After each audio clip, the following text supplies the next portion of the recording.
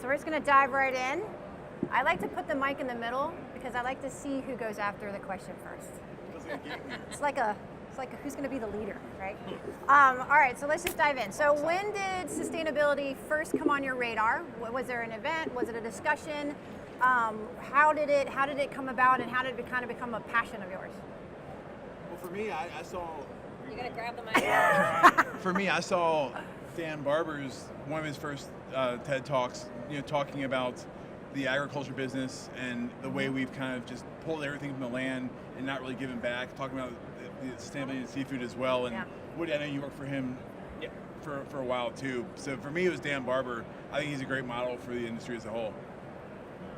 Yeah, I talked about, when I worked at Blue Hill Stone Barns, like in the year prior, I was at the Culinary Institute of America, and when I was at school, this conversation came up, and it was, you're living in, upstate New York, there's, farmers everywhere, there's, people live and die by that industry, and so when that conversation's a big deal. So when you're up there and you're in beautiful nature and whatnot, it's great to talk about, sustainability, and you're on a farm that's, picturesque, but then when you get back to a city and you're trying to make substantial changes and pivot your business to make that make sense, that was kind of where when I went back to a city, I was like, I don't know if this is possible. And that's kind of what a lot of us, I think, deal with is when you're in the masses and when you're trying to flip something, how do you get in that direction?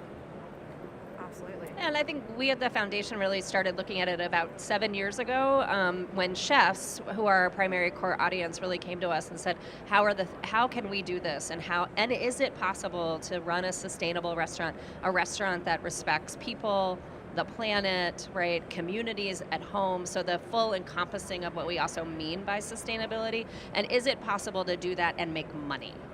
Right? How do we have a business model that goes beyond a place that can charge? We at the James Beard Foundation, we have a restaurant space ourselves, and so we know the life of the higher end ticket with the multi-course, but how can the restaurant in Houston, in a neighborhood in Houston, do the same things and still make money in those ways? So that's been the journey for us over probably the last 7 years or so. Right, you mentioned balancing that cost versus the It's all cost. Is it all cost? It's all finding the value in food. Most restaurants make less than 10% margin over the course of a year. And most restaurants don't have the luxury of actually increasing prices any more than they already are. So they have to find places where they can both offset costs and capture every benefit of flavor that they can from the materials that they source, right? So we're seeing a resurgence in even traditional chef techniques, which sounds quite quaint for folks who work in fine dining, but we're seeing folks get better preparation and butchering whole fish so that they can use the collars and the spine and the skins, right? And you're seeing chefs maximize that money on the plate. So when Renee Erickson in Seattle makes a salmon skin appetizer, not only is she using absolutely everything, it's not an inexpensive appetizer, but it's also delicious, right? And so then you're talking about the other side of the operations, the back of the house stuff that we are still working out as an industry, fryer oil and composting and recycling and just getting rid of disposables. And so you're seeing that movement within the back of the house operations too, which are really exciting. But it's all about the money, it's all about finding the margin and figuring out a way to make things sustainable, at the same time delivering what customers want, which is a value for the money that they pay. Right, absolutely. I love it. I love multiple hands in there. I'm gonna, one thing I look at in this industry is and we all do, we don't like to talk about, it's not fun, but labor and attrition and losing staff. And I think that, one of the positions that we're in right now, one of my clients right now is a vegan restaurant. I'm classic, French style of, chef and background, never attracted to vegan food, but when I look from a business model, I have employees that are dying to work in that kitchen because they want to make delicious vegan food. Okay, great, it's sustainable, it's got, it's a better, footprint on the, global, on the sustainable radar. Yep. But when we also look at, retention of staff that are engaged in working for a company that has values and has a belief of what direction they're going, and the place, place I'm talking about, they're not your typical, hippie kind of vegan restaurant. They only play death metal. It's a very kind of like punk rock subculture, kind of like cool restaurant. Death metal. But I love it. you have, yeah, but the staff are so into it, and the staff is so into it, and it's so great to get to interview people, because one of those things I did on consulting is I started interviewing some of the staff members before I sent them to do a stage with chef, and just seeing the being able to filter. There are so many millennials that are just looking for values or looking for something added to than just clocking in and chopping up an onion. You know what I mean? And so I think that this is another piece of sustainability in our industry, is giving, growing as companies and having a mature outlook, not just opening another brick and mortar that's going to go out of business, and you're going to have turnover, 300% turnover within the year. When I worked for Thomas Keller, and that was like, everyone worked there because they drank the Kool-Aid, and it's like, we believe in the core values, and there's those kind of things. So I think that it's a position now where, since we're in such a, under the lens of the whole entire restaurant industry is so transparent now, if you're just a average restaurant that isn't going down this road, then that you're not being competitive in the market for the attention of either the consumer or anybody. So. Yeah, absolutely. And just to kind of piggyback off that, I think the story we tell as brands, as restaurants, as bars, whatever, you guys sell 10 million meals a day. What does that look like? And I think getting the consumer's attitude to change is to make it important for them. I think it starts with us putting it to work. There's a lot of research out there that shows you can try to get people to change their attitudes and then change what they do, but it's really doing something first, and then because of that, people change their attitudes. So I think kind of putting things in place, knowing that it's gonna be a long slog uphill, but there's a lot of ways to kind of save money at the same time. No, it's funny. You're absolutely right on it. Part of our business model, when we go into the marketplaces, we don't talk to consumers. Not for nothing. And I love doing that. I spent a couple of years in New York, and all my friends were Italian, and they got that phrase stuck in my head forever. Not for nothing. Consumers will do what they are told, right? What is served up to them. And very rarely will you see demand actually make this real hardcore change. The real trend influencers are the people that are in the industry. It's us. And whatever we show up with, and whatever we decide to put in front of those consumers, we're the first contact for whatever that change is, whatever that new trend is. The bartenders, the servers, the restaurants who are adopting new foods, new supplies, new methods of preparation. Whole animal prep is so awesome, and something I'm just discovering. I'm such a novice in such areas, right? But what we do is we don't talk to consumers, we talk to businesses. We talk to theme parks, we talk to cruise lines, we talk to stadiums and hotel chains.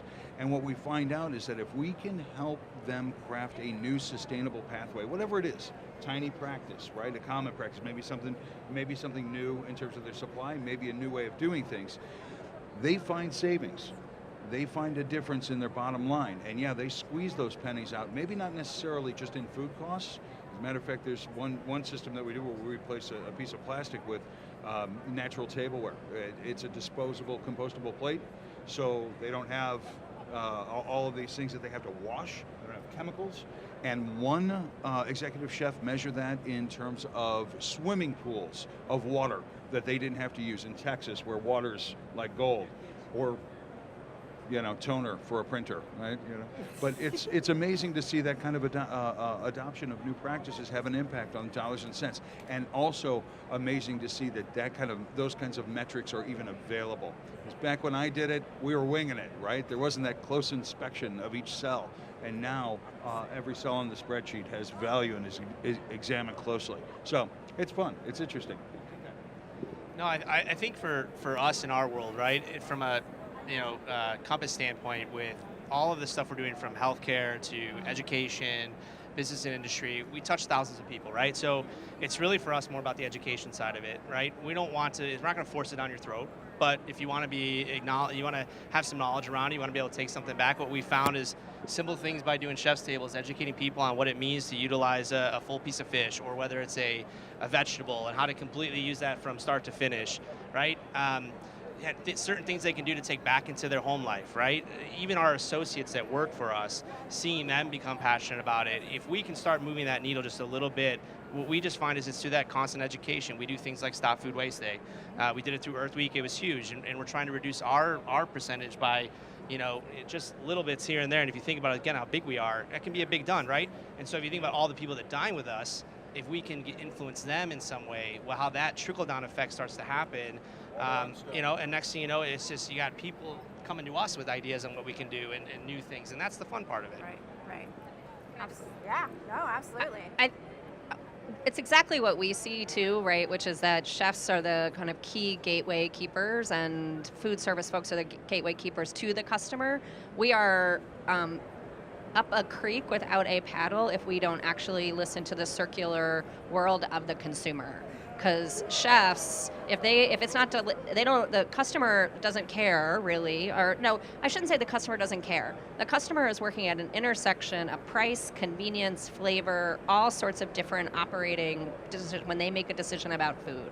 And one of the key ones where chefs are so important is making these things delicious or palatable. But if it's not delicious, food waste, right? Like they don't want to hear about a wasted fruit cocktail if the cocktail's not delicious. And don't you think, don't most consumers think trash when they hear food waste, when that's not the case, right? It's actually not. Yeah, no, it was right? a great thing to move away from, which we're moving away from trash fish dinners, we're moving away from reclaiming food and really focusing on flavor as an industry. But it translates even to containers. If you get your takeout in an amazing natural container that's biodegradable and it leaks all over your car, you don't complain to the company who made it, you complain to the restaurant that made it, right? Great point. And so that is the a big piece for us, is the circular conversation that chefs can lead on with consumers and then also with companies, right? Because what they are telling back to you is what they're hearing from their customers, right? And so that's the loop you can't lose. Well, the businesses, right? Businesses always are slower to the gate, right? Direct to consumer is here, right? Businesses are back here. It takes them time. It takes those businesses time to catch up to the consumer. So you can actually flip it, right? And use the consumers to drive the businesses to happen faster, right? Because they're the ones that are spending the money. They're the ones that are investing that time and that energy, right? So if there's a way to weave it all together and make this huge movement and from a consumer standpoint and teach them what to do, then they start looking for it, right? It's like when you buy a new car, right? You never know, or you don't recognize that same car on the freeway until you buy a new car, and then you're like, oh my God, I'm surrounded by them, right? Like, so it's association, right? Like it's just raising that awareness and having it top of mind and association, and the consumers can actually be a huge proponent of this whole change. Well, and there's a lot of research out there showing that the millennials and the other generations that are coming up are demanding more responsible practices.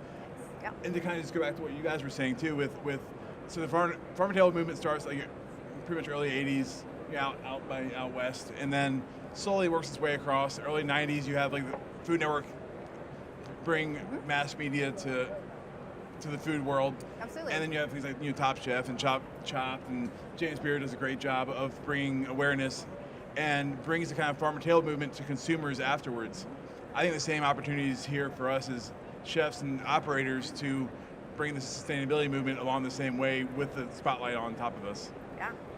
I mean, if we look at, let's have the straw conversation. And like 10 years ago, I was at Blue Hill Stone Barns and we had glass straws. You know what I mean? And it wasn't like the majority of them, we're not a cocktail bar, so it wasn't going through a ton of it. But, we have glass straws and the mouthfeel on that wasn't right. I felt weird doing it. I was like, but, the sentiment was there, and we're going in that direction. Then I'm working, I was doing some work with Curtis Stone up in LA at Gwen, and they had, they were metal straws. I'm like, all right, cool. And I'd seen the paper ones, and the paper ones, it was like, oh, cool, that's a common, or it's easily interchangeable. The plastic ones, paper ones, no big deal. But then people didn't like paper. They sit in a drink, they get soggy. So everyone was so scared to invest in these metal straws. I found them, they're not, but it took the demand for the companies to show up with them. And so that was one of the things where as operators, we have that influence to where we can put that forward. And sometimes it's looking at, the James Beard nominees as leaders in the industry, which is a great way to, I don't think we don't talk about that much, but across the board, when you're up for James Beard nom, there's more than one reason. There's who you are as a company. it's not just a plate of food. And so when you go into those restaurants, I go through, I take pictures of dry storage, I take pictures of, I like to see everything they're doing. And then when you do, and then it gets faster, and then all of a sudden the Fibonacci sequence is going so quick and it's so exponential, all of a sudden everybody's getting rid of, people are out banning straws now, and the public is fine with that. You know what I mean? Like yeah, there's some clickbait of the straw fight, but everybody could for the most part agree that hey, it's better to go in this direction.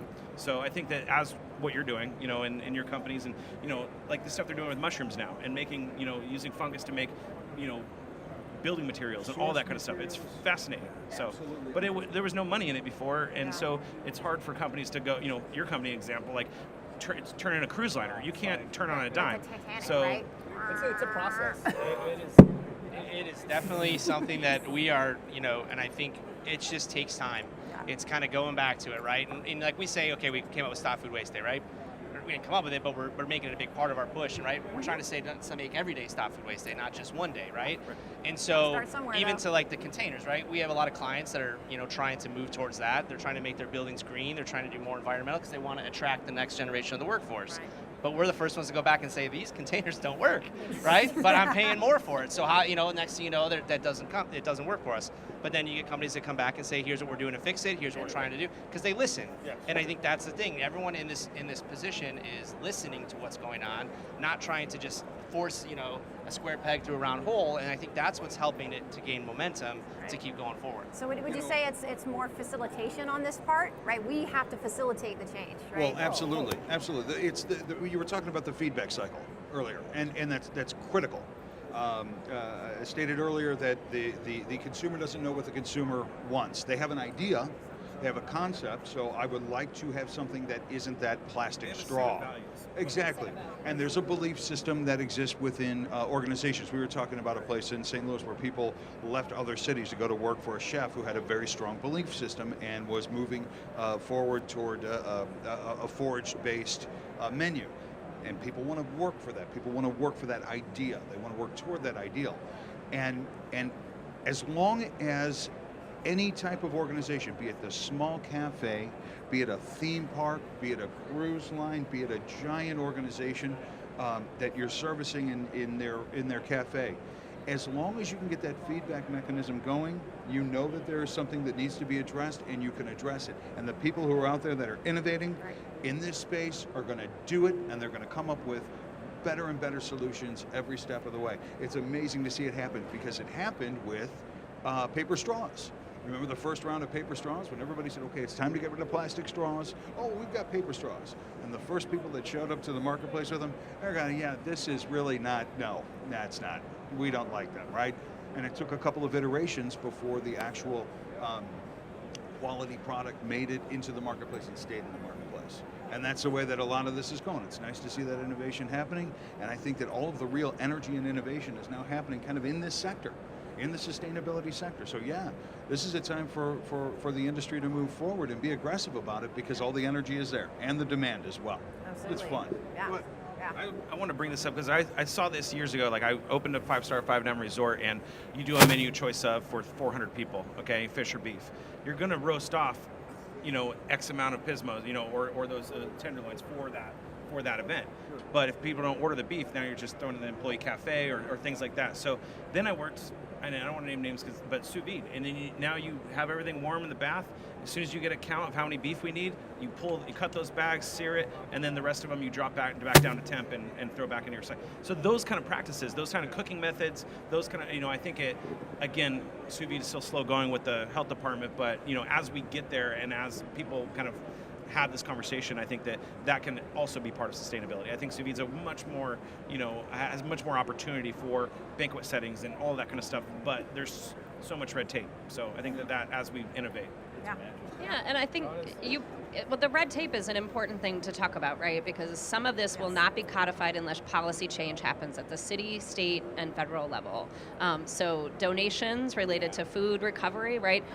People forgot that we passed a bill in 1993 to protect people from their ability to donate food, right? And so now we're back in a second cycle of education. So large-scale caterers, large-scale institutions, as long as it's, either if it's purchased but not prepared, it can be donated, and if it's prepared but not served with certain regulations, with certain aspects of it can be can be donated, right? So that's one piece. But then we need more business owners who are focused not on necessarily on the restaurant side, but certainly on the restaurant side, to work for policy change around sustainability with a real focus to it. We look at real estate development as one of the pieces. The Wharf in Washington, D.C. opened with 19 new eating establishments and no compost plan. Right? And they didn't open with a compost plan because the real estate companies weren't required to have the developer wasn't required to have it by the city. So now the city is going back and trying to retrofit that. We see that happening more and more and more around the country, especially as large-scale developments want to bring in eateries of all types, whether it's a Starbucks, whether it's a Thomas Keller, whether it's a Jose Andres, whether it's an Elizabeth Faulkner. They want to bring them in, but they're not giving them the infrastructure to live the values that they have. And so, but that's not gonna change unless policy changes. And that's a requirement that consumers have, it's a requirement that businesses have, and it's a place where we don't talk about it enough in the food world. So I'll tell you something really interesting about that. And, we worked with a city in California, and they will remain unnamed for now just because we're gonna use them in the abstract. Their problem wasn't that they wanted to enact legislation, that they had an enforcement mechanism by the statute that they implemented, because they could literally go around to the individual restaurants and police the thing that they had put in place, getting rid of the plastic straws. Their problem was that there was no waste management system in place that would take all of the separated and segregated stuff, right, and sort it and process it. They didn't have a system on the back end. It was absolutely stupefying. So one of the first cities to jump into this space and say, okay, we're doing this, we're doing the right thing, couldn't fulfill the mission for a good 2 years. Yep. Eventually that changed, but the issue is... The land use policy, part of that's land use policy pieces, right? Part of that is that right now the recycling market has crashed, so there's no business incentive to take recycling, which is why we're looking at more and more into things that can be composted, biodegradable, that can naturally break down. But even that's going to have a market moment where they can't make money off it anymore because it's saturated. Right. So I mean, we tend to look at these things in silos, right? Like, oh, what chefs do over here, or what businesses do over here, or what policy does over here, or what, and you actually, it's the most complicated three-dimensional chess we'll play because it's a system, right? For us at Beard, we believe in the power of chefs. We're an organization that's for chefs, by chefs, driven by chefs, so we're constantly listening and getting that feedback loop, but all of us represent different aspects of the industry, and we have to figure out more and more how to work together, because it's not, if we're doing what we're doing, but we're not working with you, right? And then you're not working with policy, and then we're all not working with policy. Like, it doesn't, at some point, something's going to fall down. Something that's fallen down is like you go to an average, bagel shop or whatever, and they have the recycling, the dividers in the trash can, but no one's using them. Or they don't pay attention. The employees are just, it's one bag in there, you know what I mean? It's just got two holes on top. And so those kind of things, I think that that needs to be, we need to address that, because it's nice to have a recycling bin in front of your business, but and we had this weird variance in San Diego a couple years ago. It was like, for every trash can you have to have a recycling bin within X amount of feet. So I have 2 waste paper baskets at my hostess stand. I have, every single, it was crazy. I had so many Slim Jims like around the restaurant, but does it make sense? Does it work? Is there a recycling bin? Beverly Hills, I don't even think, they commingle everything now. It's like they can't even afford the trash trucks to go up and down the hills. Like the trash, it's funny, like I work in, mansions and I have private clients there. You open, I'm like, where's the recycling? Like, it just all is one bin. They only send one truck. And so that's another broken piece of this model. And so it's a systemic, but it's bigger than, but I think we're going the right direction. As companies like what you're doing. Awesome. So hold on, let me, so what would you be able to tell the businesses or viewers, individuals altogether, what's one thing that they can do to start now, right? To start forming just that habit, knowing that we're not going to be able to change policy real quick, right? We're not going to be able to adjust, landscapers, or not landscapers, why am I thinking landscapers? Yes, landfills. Those are definitely larger scale problems that are going to take time, but we can help facilitate the start of it now by helping form those habits. But what would you suggest would be a great first start? Well, so I think food waste is one, using scraps and being creative. There's so much information out there, whether it's a blog or on YouTube, so you can get creative and find new ways to use things. But also, you're changing your light bulbs out, changing your sprayer on your dish, your pre-rinse. That can save a ton of water. Not turning equipment on until you actually need it in the day. I'm guilty myself of going in. You open up in the morning and you turn everything on. Yeah, Flip it, right? We've all done it before.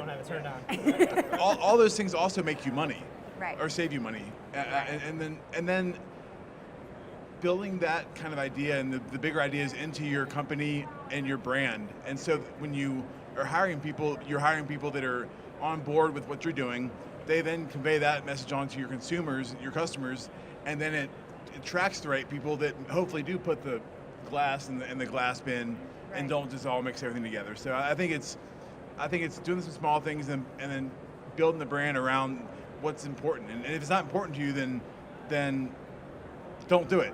Or yeah. Yeah. I mean, no. there's also a disconnect on, okay, so here's an example of things I've seen many times. So there's policy that enforces what kind of light bulbs you can put in and what kind of lighting equipment and stuff. But then like the breakdown of that education falls, by the time it gets to the restaurant manager, they're buying whatever light bulb they can find. Now they don't match, they don't work with the lead building, they don't, there's all this stuff we have to do, and it's like, if there was a different narrative on it, like, hey, this is who we are being as a company from the get. And if you lead with that as your core values, as what you're doing, I think it's a much more deliberate way to facilitate, hey, we got to make sure we get this light bulb, the lighting schedule should make sense all the way to the end user, not just the guy drawing the blueprint. And it's a lot easier to do that out of the gates versus changing the ship like you're talking about. Okay, so this is funny, and we've had this conversation before. I'm dying to know what this is. So the single biggest thing that we could do within the industry is believe that change is easy, because it is. One of the most critical things that we have to do is get people to unlearn what they have learned. We talk about the rows and the columns on an Excel spreadsheet. Pardon me, was that a free plug for Microsoft? I'm sorry, on a spreadsheet, right? We talk about Google Sheet. cheat sheet. And we talk about those individual cells, and we talk about replacing item X with the more sustainable alternative that usually costs maybe a penny or so more. However, I always wind up with the argument, well, I can't do that, it costs me more money. You're just here to cost me more money. This sustainability thing is hard. It's expensive, I can't do it. But when I show somebody that this item, when replaced, has a domino effect on all of these other items where the cost goes down. I talked earlier about the swimming pools worth of water that were saved. That's an actual tangible cost that went down because they made a switch in one item on their spreadsheet. So this cost them more money, but they saved so much more money over here. They saved it in labor, they saved it in chemicals, they saved it in a lot of other areas. And even though it sounded hard to him at the time, he made the change, and 3 months later, it was an epiphany, and why haven't I done this sooner? What else can I work on, right? That to me is the biggest obstacle that I run into. It has a lot to do with the belief system, and I'll tell you the thing that you are spot on in my personal experience. It's the culture of belief that says that we can do it, that we can make change, that we can do this from the get-go, from the day that we open up the doors, that is actually creating energy within the industry, and people are latching onto that. And the organization that does this and is successful on day one, you take the other older organizations, they're looking at that and saying, I want to do that too. So belief system matters, and the ability to get past it is definitely something. And the one thing I will add to this is it takes somebody within the C-suite of the larger organizations to get past the belief that we can be sustainable or preach that they can be sustainable, and actually show it with what the checks that they're writing, with the cards that they're swiping. Show it, get it out there, spend in that direction, and we'll create a tidal wave. Something that's very, very exciting.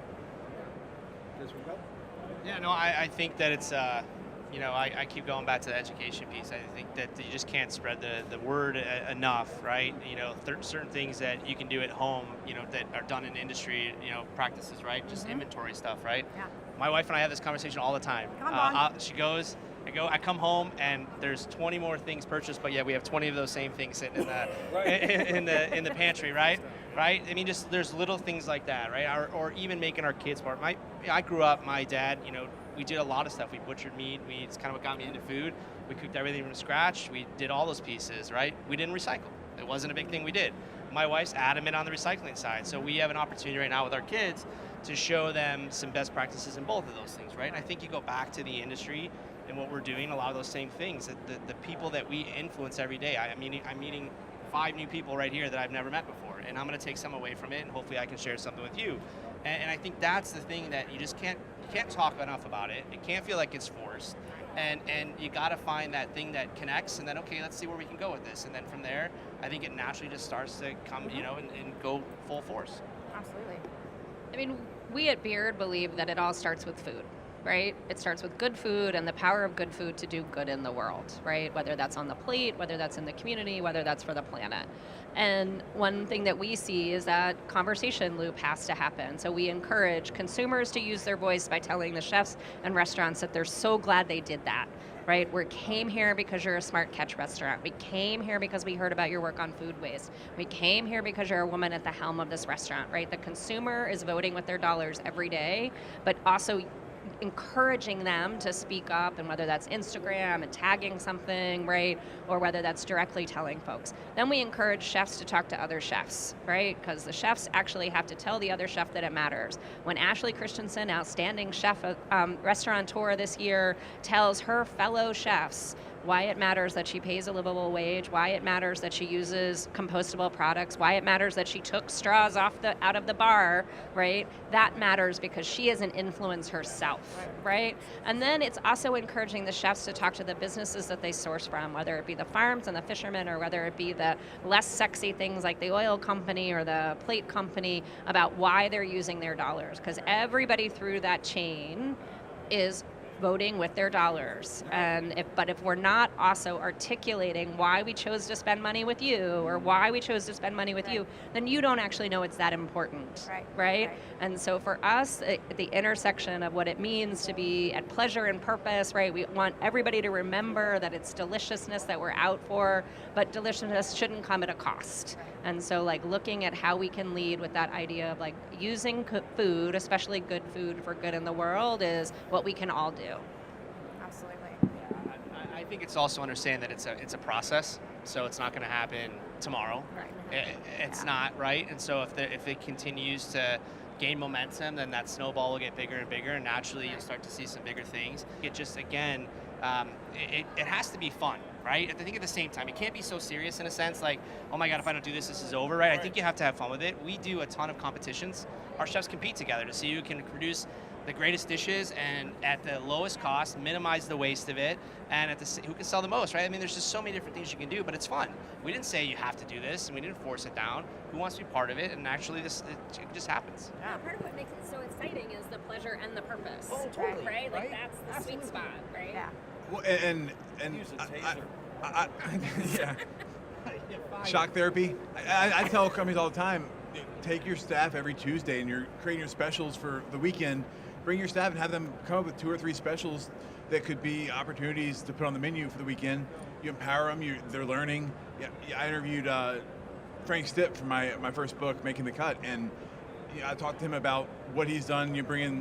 Working with Alice Waters out in California over to the East Coast in Birmingham, somewhere that's you think of very kind of lower, and he brought the idea of adding Appalachians to ingredients, and over time, it doesn't happen overnight, but over time he was able to kind of create this amazing movement in Birmingham.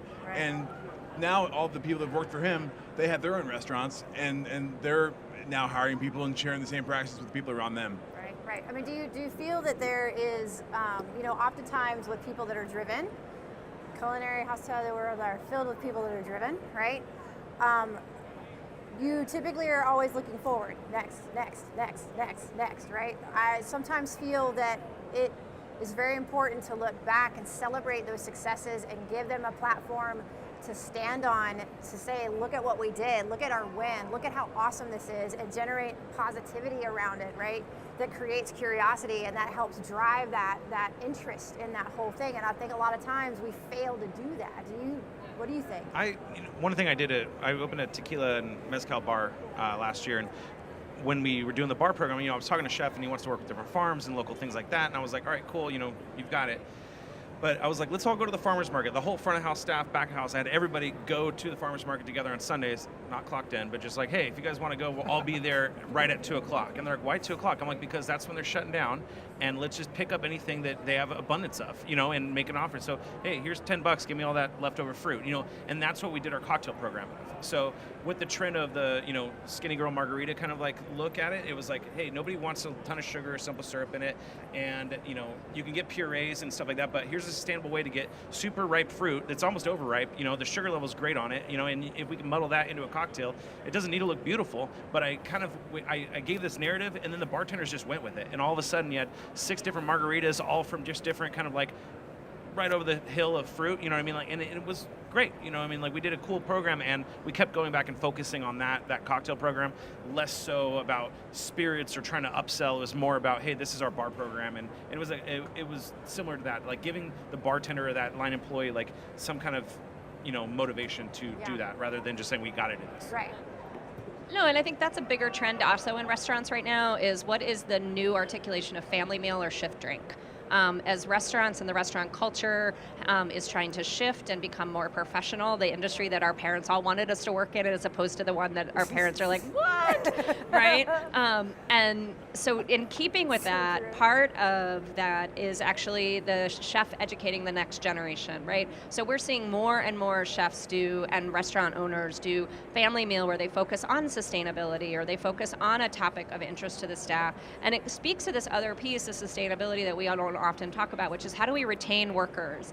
One of the few places that chefs and restaurants compete is actually on the labor workforce, and so you want to hold your best people. Yeah. And the best way for you to hold your people is to make your program as exciting as the dishes that you're pushing out on the plate, right? And so that could be wellness training, that could be yoga, that could be doing things that are on the company dime that support an education on sustainability. It also starts at culinary schools. We started a number of programs, and Barton Siever, one of our favorite chefs on seafood, just launched a program here today at the restaurant show, focusing on culinary education and continuing credits for people who can do it online. We have he has one on seafood. We at the Beard Foundation have one on waste, right? And full use, to kind of teach the things that you didn't learn in culinary school. Right. But that piece and how we retain our staffs and educate our staffs and make them equally as excited about the dishes is this new super exciting trend within restaurants that I love, especially in a time when, even though I'm drinking a Negroni, we're also talking about wellness and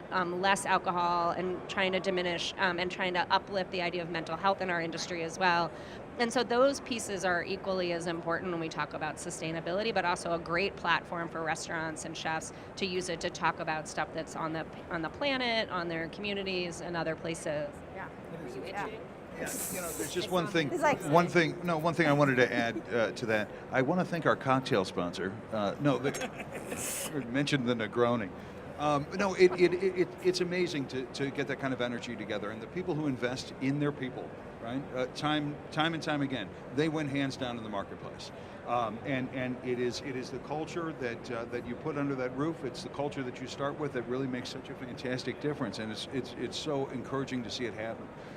We're working with just one quick thing. We're working with one group in the hospitality industry that is working to take a look at every single item, and I come back to this theme a lot. Whatever can be replaced with a more sustainable product or a more sustainable practice. We've got somebody who actually took a look at sunscreens and the decision was made by the executive chef about. They have an in-house sunscreen that had a negative effect on reefs, and they actually made the decision to replace a sunscreen with a zinc-based sun blocker, so it didn't have the chemical in it that was doing the damage. Caribbean Sol. That's it. Yeah. You can't tell.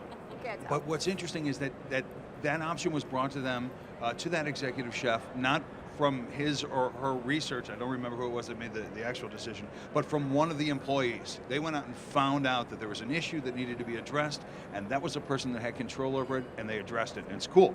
That kind of nurturing relationship between employee and boss is absolutely awesome to see in practice.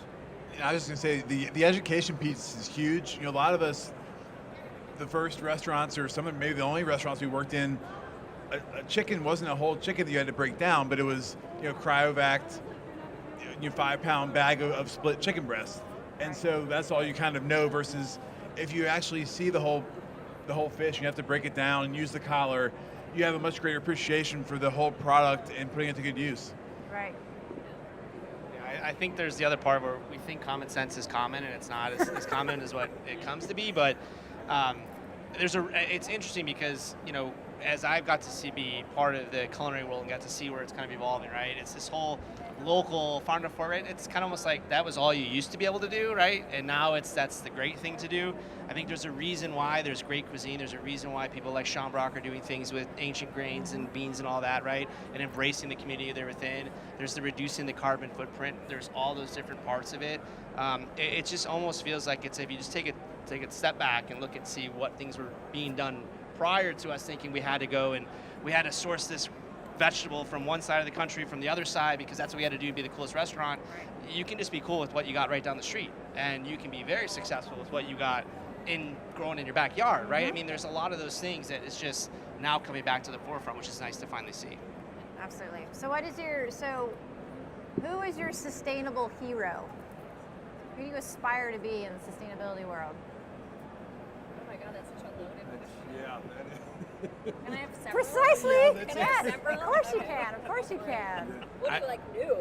He's like, I got it. I liked my answer in my head. So I think millennials, I think like just being able to listen to them and celebrate people that are leaders in that industry and that have found their voice, because they have such a, if you look at just generations, Gen X was like the punk rock movement. We went after, baby boomers, but we never had the voting power, and with the dollar or with, anything. So a lot of the old systems and across our culture, many different industries, are on a pivot point right now. And I think that when you find a millennial that has a voice that is not shy, that can be that leader, the position that we're in is to celebrate those, and that's kind of like who I look up to in this industry, because I think that they don't have all the baggage that we have from the industry we were raised in. So kind of watching where that goes, I think that would be my role model, is be anybody that can be open or give them a voice or give them a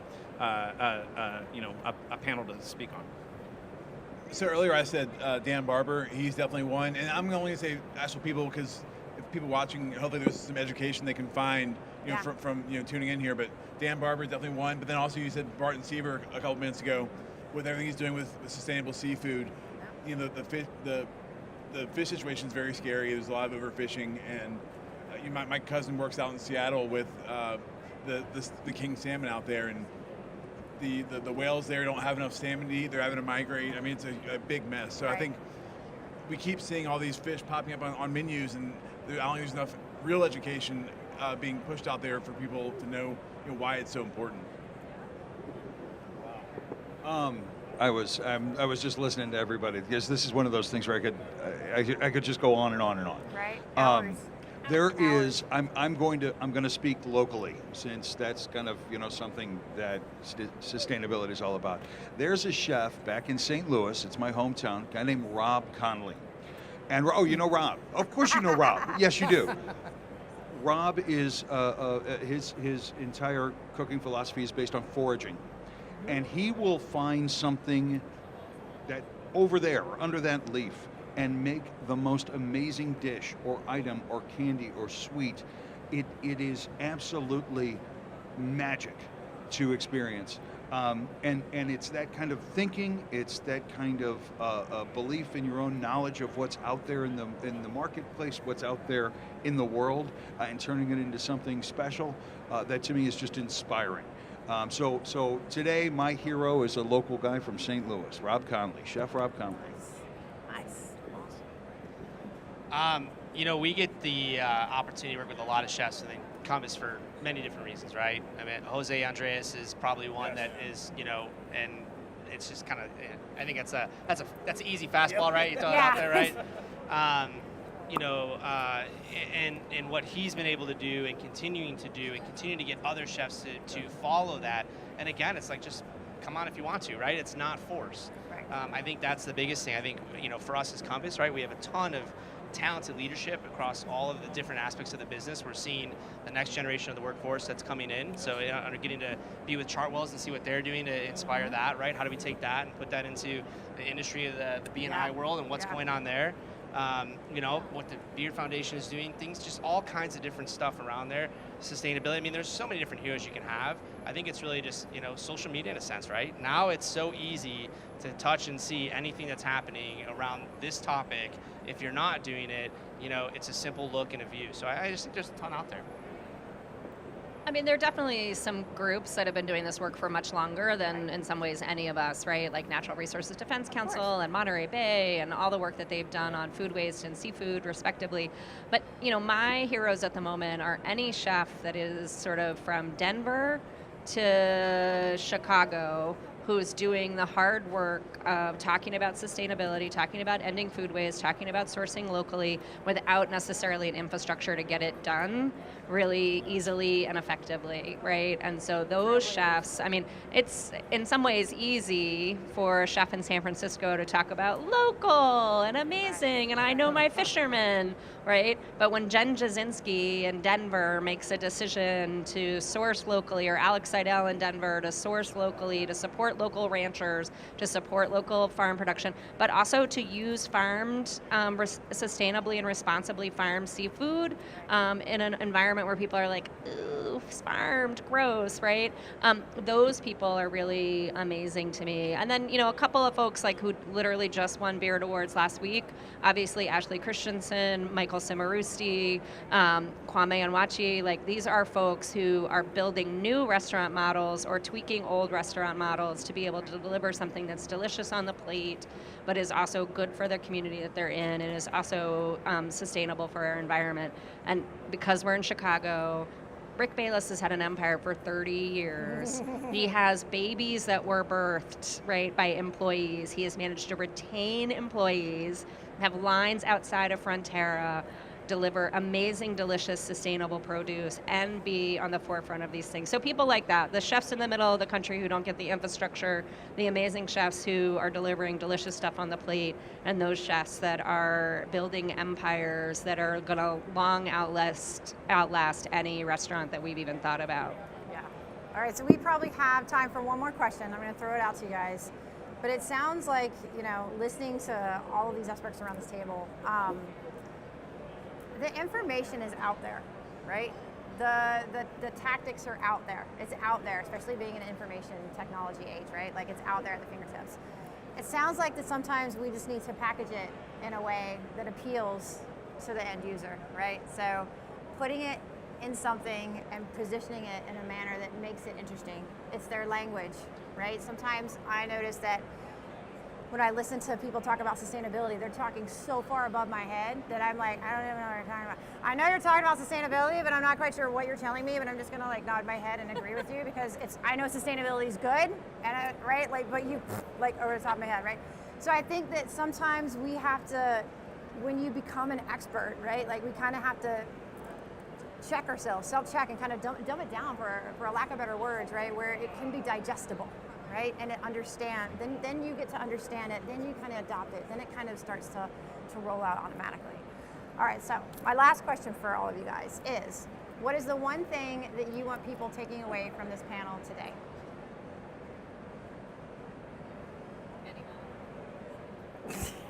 I'll go. I got no problem. This is really, really simple. This is simple. Plastic, bad. It's there. It's there. We have to deal with it. It's not going to disappear right away, but the issue is it's also not going to disappear ever. So, plastic bad. You can find some alternative to any plastic thing and every plastic thing in your life. Go for it. That's step number one. I'll leave it at that. You sure? I mean, this is my last 2 cents. I want to make sure they're working. So earlier I said we want to take the idea of, well, just start thinking about it and then you can put it into practice, but it's actually the other way around. You have to start putting these into practice and then your mind catches up and realizes, okay, this makes sense. So seeing that as an opportunity, especially for a lot of chefs, being creative types, being off the beaten path types, I think there's a real opportunity for chefs to get creative. So Right. have fun with it, and you'll soon see there are some ways that it can affect your bottom line in a really strong way.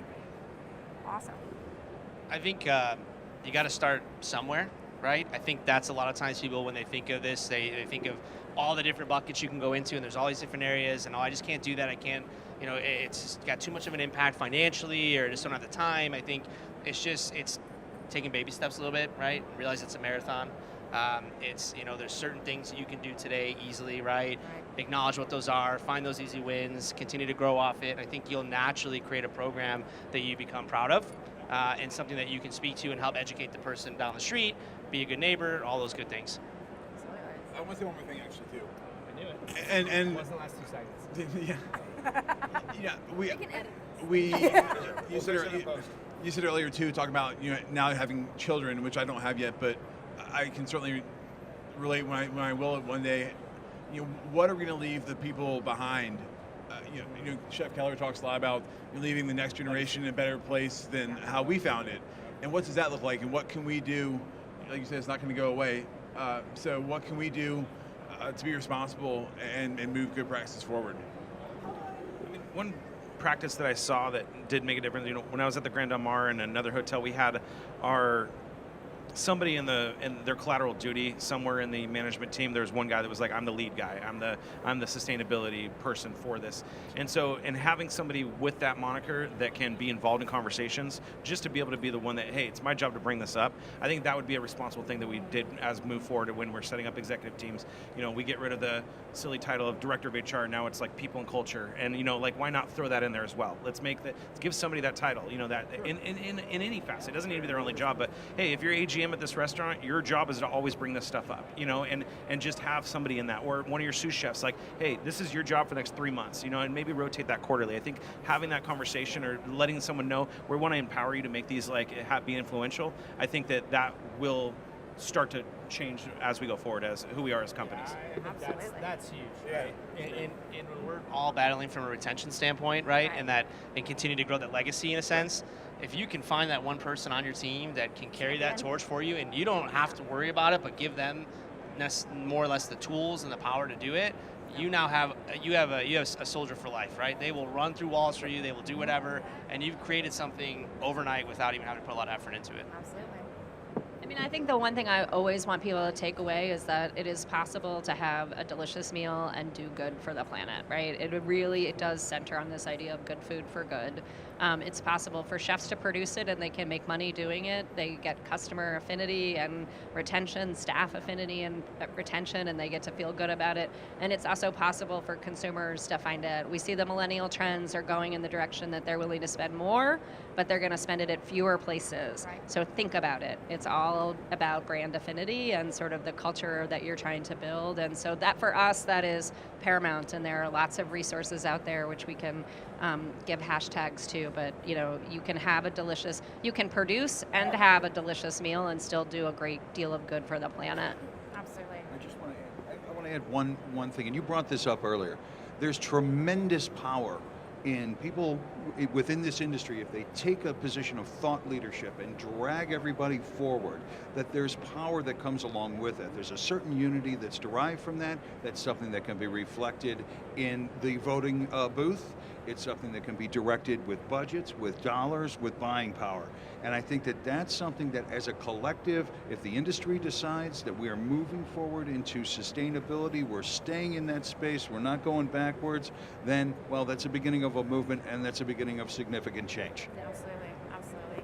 And to be a thought leader, it doesn't take anything more than just being willing to do the uncomfortable thing. Yes. I started writing about the industry, and now there's a bunch of people that follow me. I didn't have any credibility. I just went out there and started doing it. Absolutely. Absolutely. Sometimes that's where it's got to go, right? I just want to say, last folks, thank you so much. I'm so humbled and honored to all of you for spending your time with me to talk about sustainability and share your thoughts with the audience. I hope to keep this going. You know, talk about thought leadership. This is thought leadership right here, right? These are the people, the shakers and the movers that are going to make this happen in, you know, in the world that we live in for our children, our children's children.